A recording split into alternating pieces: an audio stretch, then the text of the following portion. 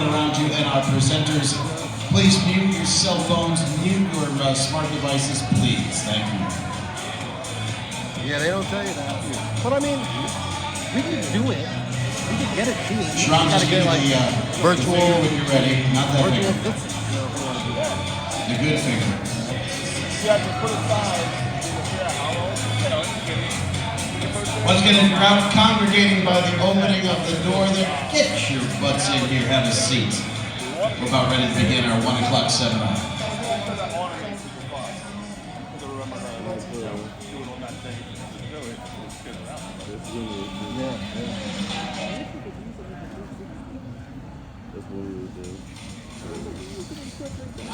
What happened? Everybody got so quiet.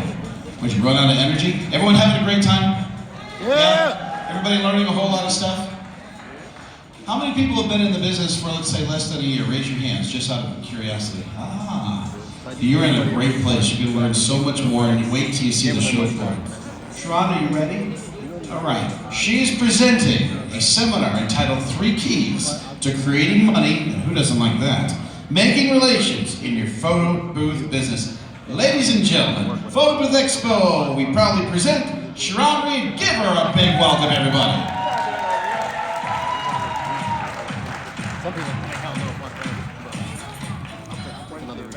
Good afternoon. Can you hear me? First, I'm honored to stand in front of you.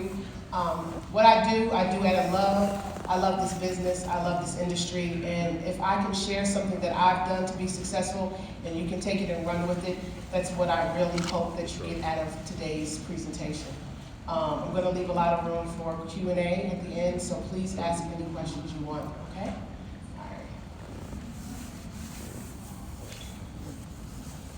So I'm Sharon Reed. I'm out of Richmond, Virginia. I've had my photo booth business Focus and Fabulous Events for over 8 years now. My territory is Richmond, Virginia, but I also do Washington, D.C. as well as Maryland. I do this full-time. I'm a full-time business owner and operator of my photo booth business. I am a 6-figure earner per year with this business as well. And again, I am super, super, super excited to work with you guys today on this workshop.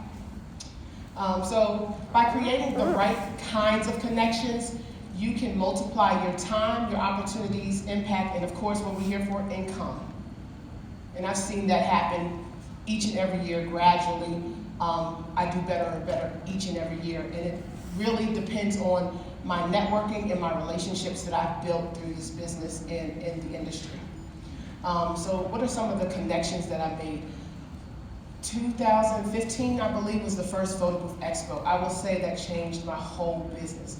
By you coming here, the people that you meet here will change your life.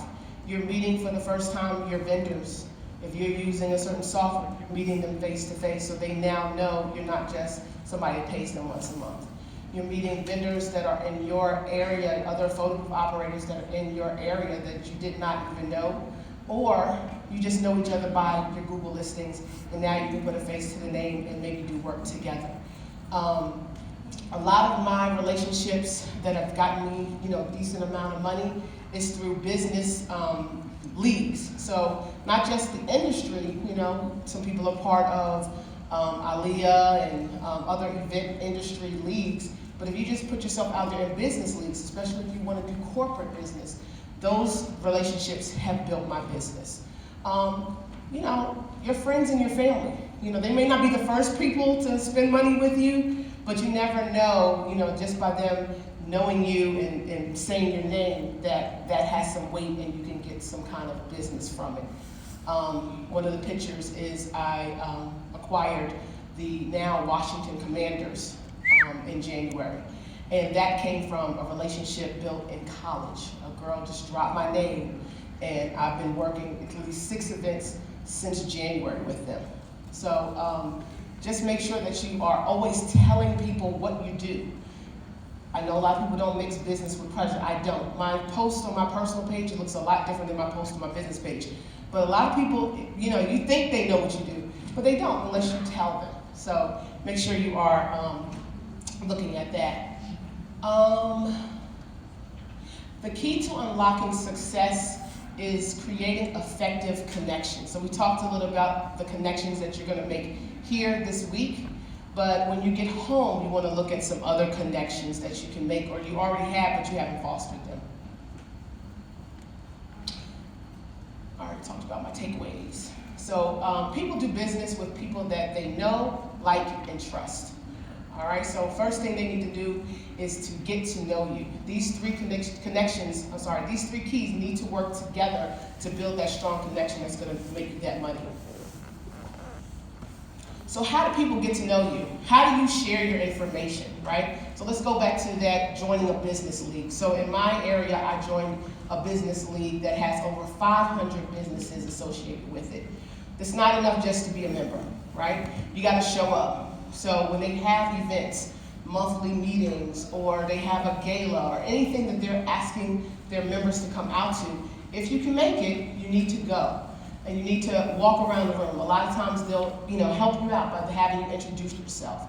As a photo booth vendor, whoever's putting on those meetings, that should be your best friend. Because when she gets her calendar together, you're going to take something off of her calendar. You're going to add some fun. You're going to say, hey, I have a free photo booth on Wednesday when you're doing that monthly meeting. I can bring my photo booth. That's business that you're going to get just by showing up and showing what you do, okay? Let me think what else you can do. On your social media post, right? It doesn't always have to be, photo booth for 3 hours and how much it is. Maybe you show yourself packing your booth up. This is the hard work I do. This is so they know why you charge so much. They watch you pack your booth and how you do things, how you set up. Do a quick little time lapse while you're setting up. I know there was a meme out a while ago. What does it say? I cost this much because it takes me blank hours. Put that to your time lapse and watch those numbers grow. That meme that I did, it draw a lot of attention. People either laughed at it or they're like, oh yeah, she does do a lot of work.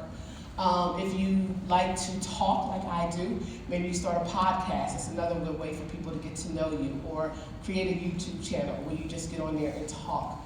On Instagram, you can go live, talk there. So just getting people to know you as a business person, a little bit of your personal life. If you have a puppy or a child, somebody walked up to me today and said, I've been following you and your son.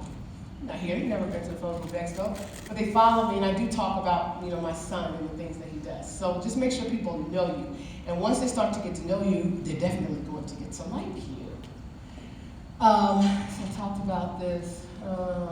So here are 5 ways for the audience. I think I talked about this, having conversations on social media. I don't want to miss any of this because it's really good. Create a culture in your business. People really respect if you are like a philanthropist, if you give to charities. Those are ways for people to get to know you and like you as well. And that's worked for me. Sharing your knowledge in blogs and on your website. I just started blogging. If you don't know how to blog, there's plenty of people on Fiverr.com to help you. You create the idea, give them a few notes, or show them a YouTube you did, or maybe show them some pictures from an event you did, and they can create a blog for you and put it on your website. Make sure I didn't miss anything. And a lot of ways that people have gotten to know me, like I'm here and I'm posting about being here and speaking to all of you. But at home, they're clapping, they're liking. And those are reasons why a lot of people book with me. They're like, oh, she must be good, she's speaking, right? So anytime you get an opportunity to showcase what you know, do so, because people really do notice. All right, so you can get people to like you by making sure your content is timely and relevant.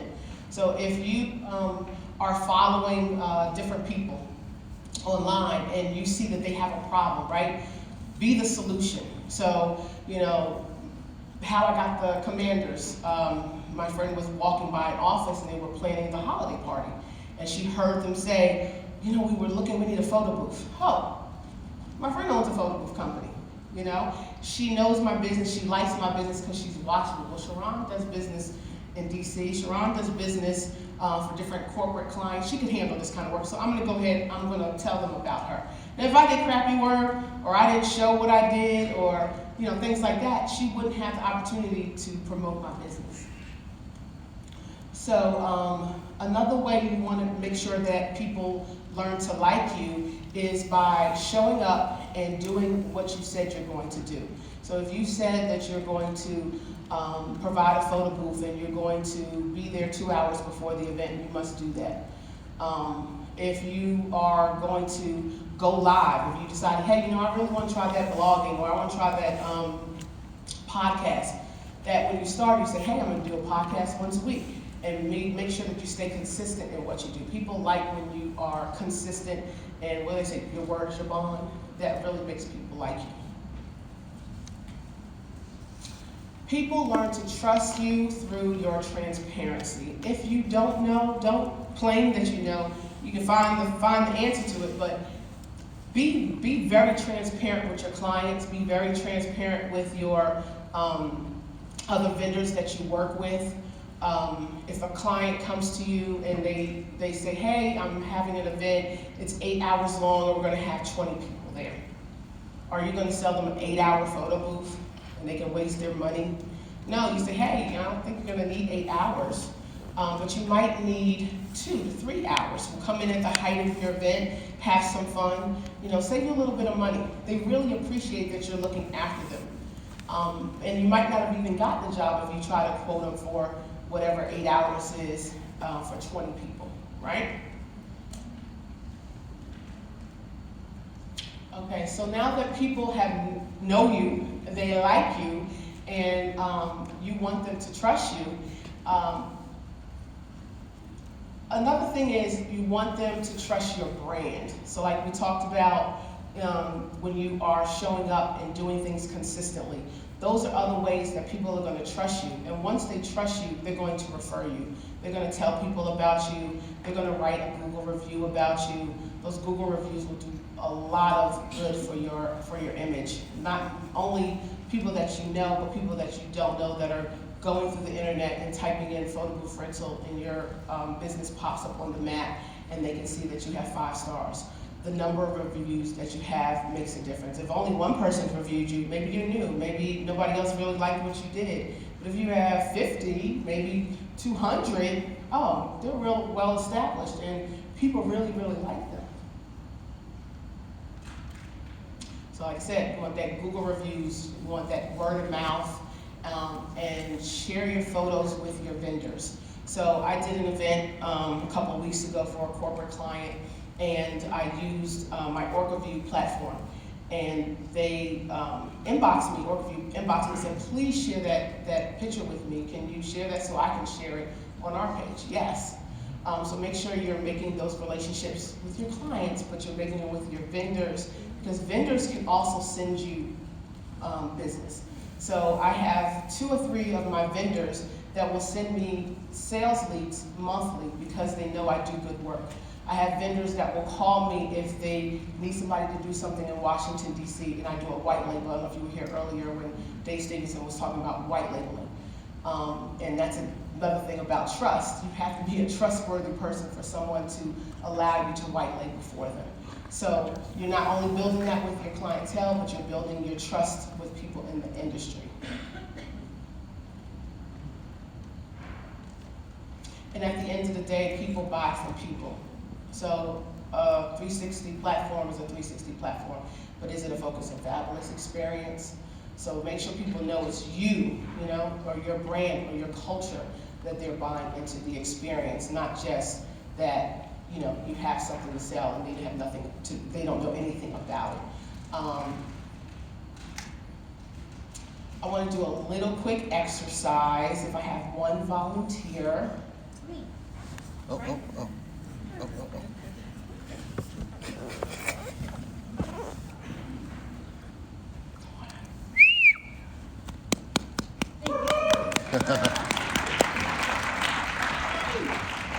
How are you?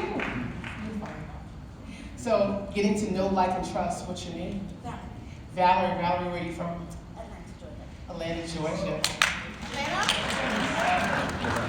How many booths do you have? We have 2. And what kind of booths do you have? We have the mirror booth, and then we have the iPad standard. iPad. Okay. And what softwares do you use? We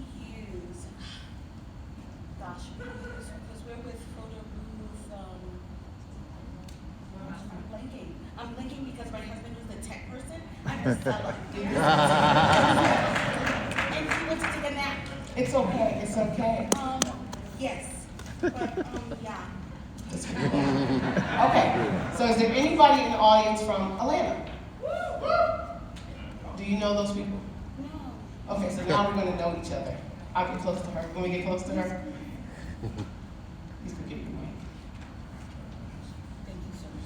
So how many, keep your hands raising.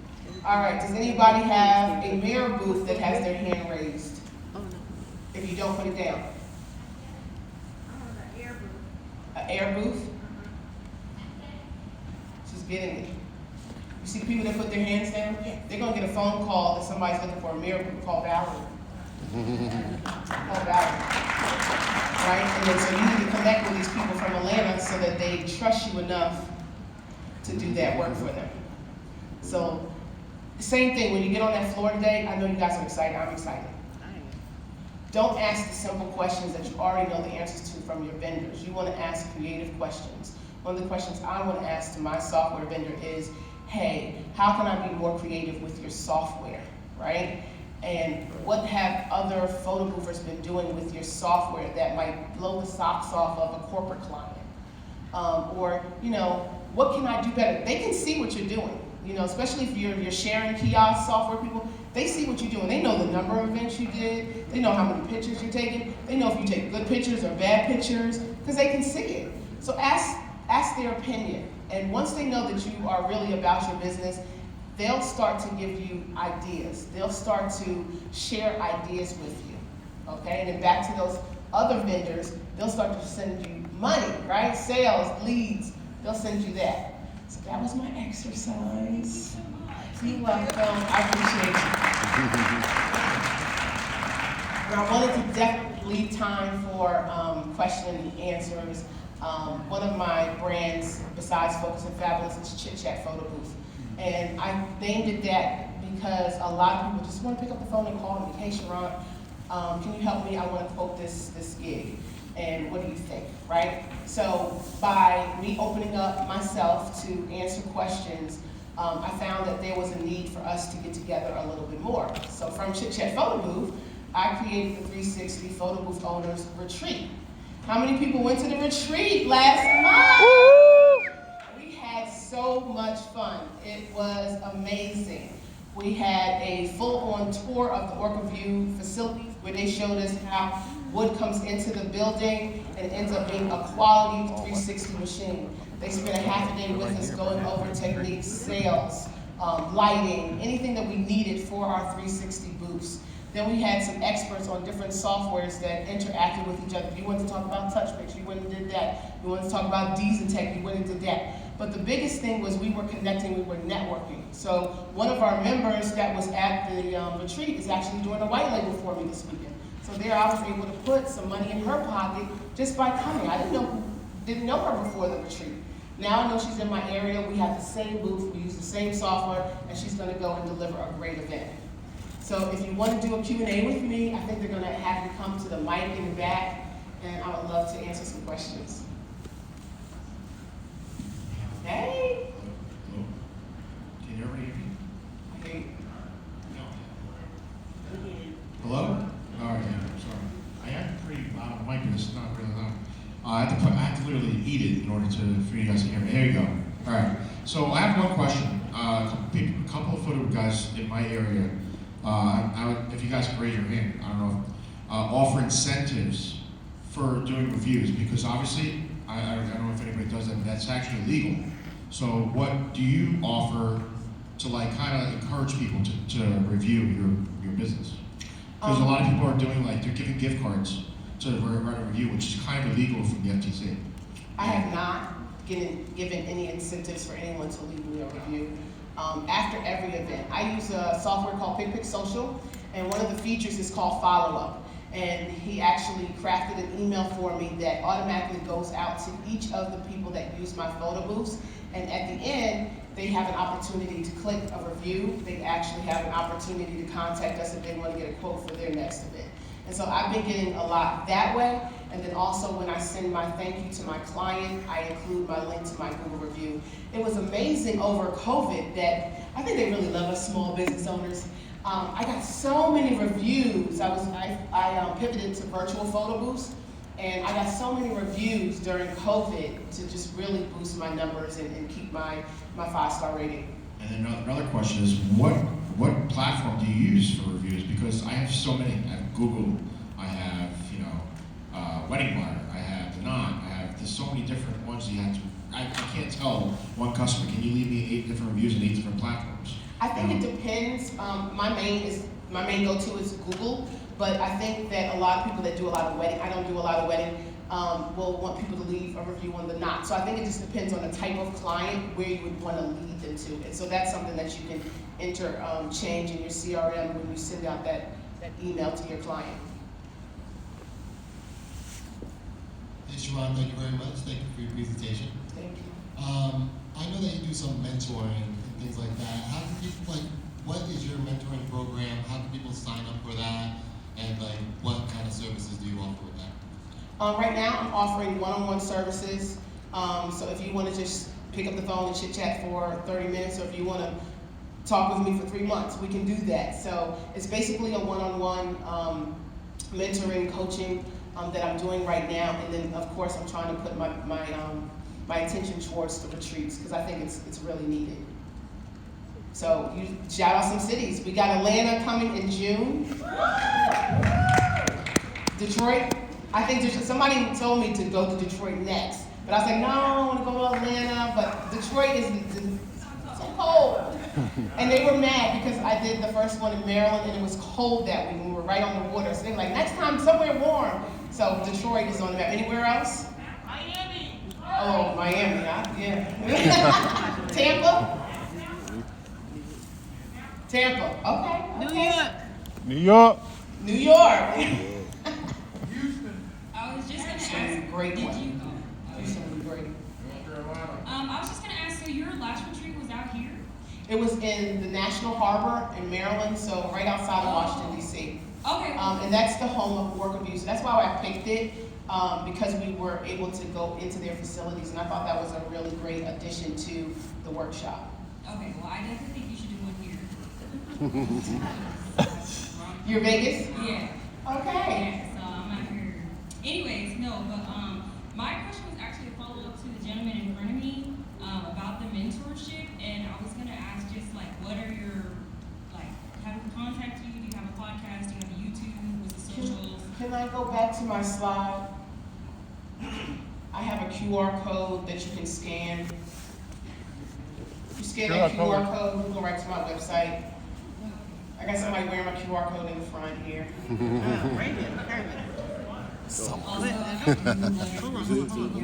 No, you don't gotta say that. Representation really matters. So I appreciate it. Thank you.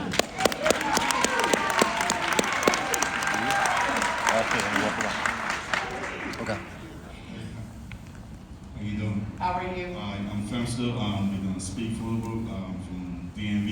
Yes. I have a question. What's the best approach? I know you already talked about this corporate. What's the best approach to keep clients? Once you done an event with the corporate, keep them continue helping them to utilize your service. What's the best? And also pricing wise, obviously the price you give a corporate is totally different from a wedding or a what's the best approach in that too? Okay, so with the keeping in touch or keeping a client, I would create maybe a newsletter, or you have a lead generation system or CRM kind of program, or do like a workflow where you're keeping in contact with them. If it's not once a month, it's every quarter, just kind of checking in with them and evaluating their needs. Maybe sending a card or some kind of a message to them, just kind of staying in front of them. And so that, and I'm guilty. I do a lot of work. So I'm guilty of doing an event and then, not talking to them until they call me again. So I will not say that I consistently do this. Is something I'm working on. But by working on it, I've already addressed the issue, and so I know that I don't do it by myself. So there is someone here. I Love Leads. Brandon, I Love Leads. He just introduced me to this. What is it called, babe? It's CRM. CRM, where I can text or email, I can program all my contacts in there. It has a great dashboard that shows me how much potential money I might be leaving on the table. And so that's one of the reasons why I work with him on that, because I want to make sure that I'm maximizing my experiences with my clients. And then you talked about pricing. When it comes to corporate, I never give a price on the phone. I don't put my pricing on my website. I do make sure I have that discovery call with a client and make sure I know all the ins and outs, where it's going to be, how many days, how long, and then I'll send them a proposal. With the social events, I'll just send a simple quote. But with corporate, I'll send a proposal like, what are we there for? What are we going to solve for them? So just make it a little bit more extensive. And if you have somebody, I'm not a graphic designer, but if you have somebody who can work up some graphics for you with their branding, that also really seals the deal, because they know that you are thinking for them. Okay. Hi Sharon, Hi. Thanks for the session. I actually don't have a question. This is more of a comment.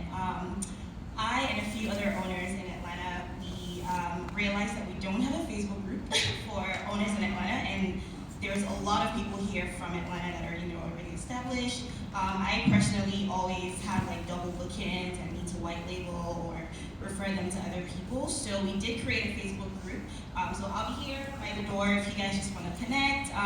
And Can I join? Of course, yeah, absolutely. So yeah, that's all I wanted to say. Thank you. Thank you for sharing that, because I'm definitely going to need you guys to help me with this retreat, and I hope you can all come out. Thank you. All right. Hi. Hello, and thank you for what you're doing.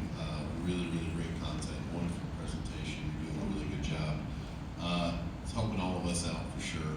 I did want to ask you if you are planning on organizing another retreat in DC.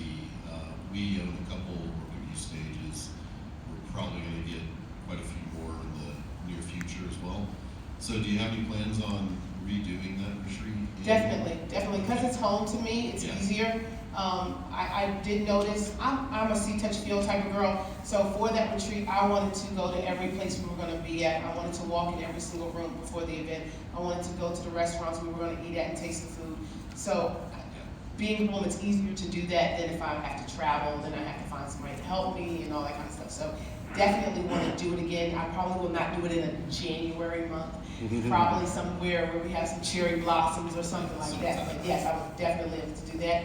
And if you scan, please connect and remind me so we can talk about it. Yeah, my wife's already on it. We're definitely going to get in touch with her over that. And then secondly, similar to the lady just ahead of me, my name is Mark Levesque. We own Paparazzi View, VUE, out of Houston, Texas. But we are expanding into Austin, Dallas, and pretty much all over Texas really quickly. We are actively looking for partners in the Texas area. So if anybody wants to come talk to us or team up, I just wanted to take this opportunity to, extend a hand. So we'd love to meet you guys and collaborate with y'all. Thank you very much. Yeah, good job. Hi. Great presentation, Ms. Reed. Thank you. I'm new in the business, and my brother been in the business for about a good 4, maybe 6 years. And I'm in a situation that I can pretty much go where I want to go, but just hearing the photo book business is just being booming very well in different cities. But my question is, do you think, since I can go where I want to go, do you think each city it might be saturated in different cities to bring more money, to bring more income to you? Or do you think, do I have to go to a different city that is not that saturated? I think that you have to be flexible. So the reason I opened myself up to multiple cities, because when I started my business, I actually started my business in New York. And then I decided to move home to Virginia. And at that time, they were only doing weddings. I mean, I felt like they were only, hiring photo boothers to do weddings. But I wanted to do weekday stuff. So DC is a government city, People come into DC during the week, so there was a lot of weekday work in DC.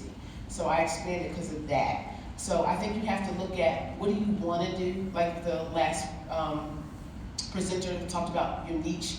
What do you want to do, and where is your need needed? And if that's the city that you want to work in, or maybe you just want to go to that city. Like I like Vegas. I want to work in Vegas. So find out where you want to be, and then learn the market. See who the players are in that market, and if you can, move your equipment around or build systems that will allow you to do the work efficiently. Then I said, hey, open it up. You have people in different cities, right, with different photo booths, but then their prices is low and some prices are high. Mm-hmm. So how can you compete with the prices being like $500 every 2 hours? Like me and my brother, we work the photo booth, but I'm venturing into another city. I'm trying to see what city that brings out that extra dollar that I can have that income without that communication, without that competitiveness about people who drop their prices to get that gig. Yeah. People are going to lowball. And then that's not your client. If your client is only booking because of price, that may not be your client. You want somebody, again, people buy from people. So I just did a speaking engagement yesterday, and we talked about standing out in the saturated market, and we ended up talking in depth about upsells. So finding those unique things that people want. And it was late, I hate to share this, but I've been sharing it because I love it. We were talking about the money gun. And it started off on who's picking up that money, right? But she was like, yeah, I upsell a money gun, right? And anybody can get a money gun. Go on Amazon and pick out a money gun. She bedazzled it. And because she bedazzled it, brides wanted it for their wedding, and so she upsells it for $100. So just find little things that make you stand out. So nobody else in her market has a bedazzled money gun. So just find little things like that make you stand out. And again, if somebody comes to you and they're just find out if they're only interested in money. Like, what are the things that they want from a 360 or a photo booth? And if they say, I just want the cheapest one, or when they call you like, what's your lowest package? They may not be your client, and move on. It's okay. You get more. Just keep doing the work and keep getting noticed. And most of my clients are repeat clients. These are people that know my worth and they don't mind paying it. So just keep cultivating people that have already spent money with you. Like I said, I use pbx22 Social. After every event, I'm sending out email to the people that used it. So one, they're gonna be more, they're gonna come to me first because they've used my booth and they know the work, right? And so when you're planning events, you don't want the headache of not knowing how things are gonna turn out. Well, I went there and she did this and this is what the result was. I'm gonna call her again. So many people have called me because my website was on the print, just a little bit. My website was on the print. I dug through pictures to find your photo booth picture and found your company, or I follow you on Instagram because I tag myself in every location that I'm in. And I have people calling me and say, well, would you come to Brooklyn? No, I'm not. But they found me on Instagram at a wedding they went to and wanted to have me travel. I traveled some places, but I didn't want to go to Brooklyn. But just keep doing your work and showing your worth, and pick those little differences that make your experience worth spending that money. And don't worry about people lowballing, because then that's another date off of their calendar that you can take the next person that needs that date.